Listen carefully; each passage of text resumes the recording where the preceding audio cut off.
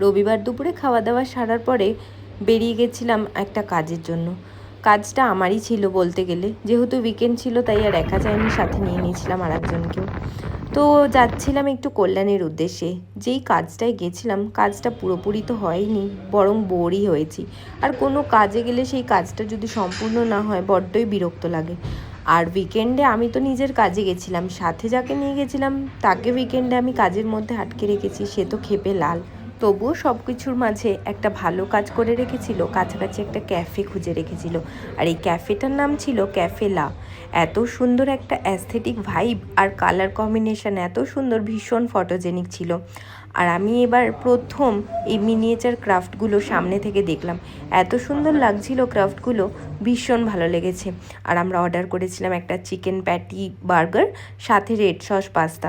বার্গারটা almost শেষ হয়ে গেছে, তখন আমাদের পাস্তা এসেছে। তো যাই হোক, পাস্তাটাও খেতে খুব সুন্দর ছিল।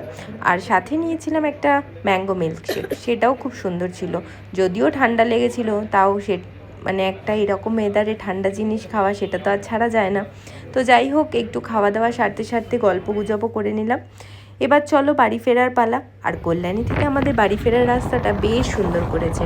আর বাড়ি ফেরার পথে ক্যাফে লায়ের আর একটা আউটলেটও বেশ চোখে পড়লো। তার মানে এদের বেশ অনেকগুলো আউটলেটই আছে এদিক ওদিক, দেখে যা বুঝলাম। তো চলো, তোমাদের উইকেন্ড কেমন কাটলো আমাকে অবশ্যই জানিও। এখনের মতন বাই, দেখা হচ্ছে পরে মিনি ব্লগে।